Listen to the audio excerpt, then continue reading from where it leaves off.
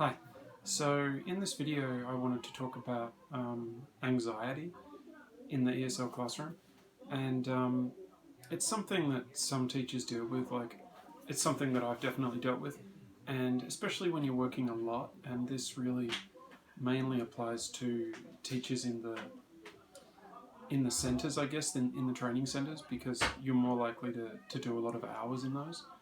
Um, I remember when I was first starting to teach in these, because you're often in very small spaces, in very little cubicles. So anyone who has worked in training centres um, might have experience with this. In my jobs, I've worked in, I guess, some of the, I wouldn't say better, but some of the more famous schools.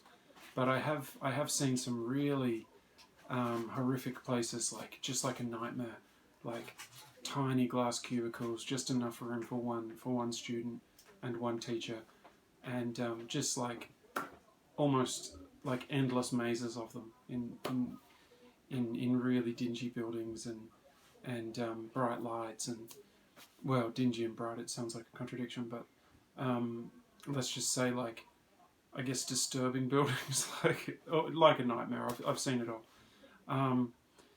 And how do you handle it? How do you handle it? I am someone who, I haven't necessarily had a panic episode or something like that, but I used to feel often really on edge in those little cubicles, and I think it's very important to not drink too much coffee, not drink too much tea, and just breathe through the nose, and just try to stay focused on what you're doing.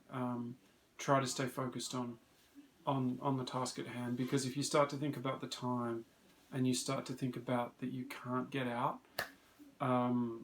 it's just really tough.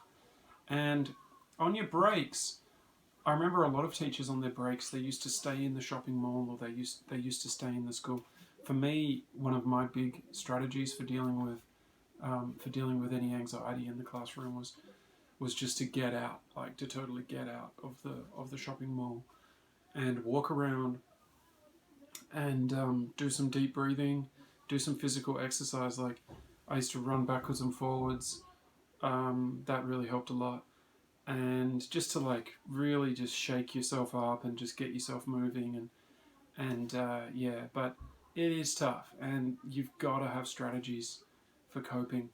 Another thing that I used to sometimes do, not often, but I used to have something in my pocket that was reassuring to me, whether it was like a little wooden bracelet, or a stone, or just something. Like, if I was having a tough time because of whatever was happening outside of work, I just found it comforting to have something in my pocket.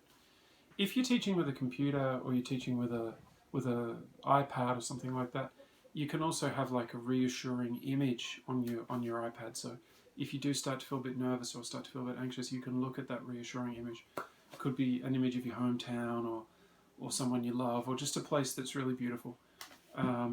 Yeah, so I used to do that. I used to play with my wedding ring a little bit. I'm not wearing it anymore, but I used to play with my wedding ring a little bit and just sort of be like, well, remember why you're here, Jerome. You're here because you're trying to provide for your wife, and trying to build up a better lifestyle for each other. So yeah, that's another great approach. And then another strategy that I've used that some ESL teachers might think is useful is, whatever you're teaching, just spin it so that it's something that's reassuring to you. So, for example, if you're teaching about, what's a good example? Adverbs of frequency adverbs like usually, often, or often, depending on who you are, where you come from.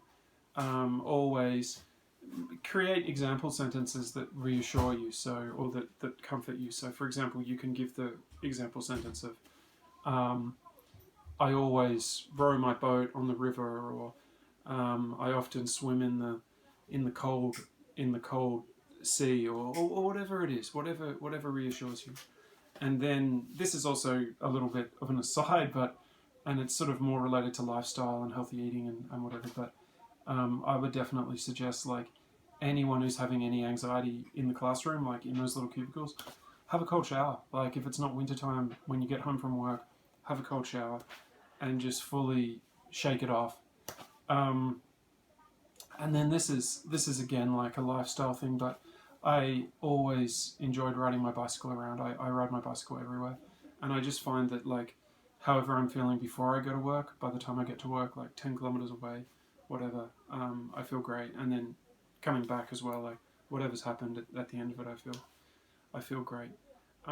So those are some strategies that I've employed, and please share your own strategies below. Like what's helped you to cope with your struggles in those little cubicles, or even in bigger classrooms. Yeah, let me know in the comments below. Okay, thank you.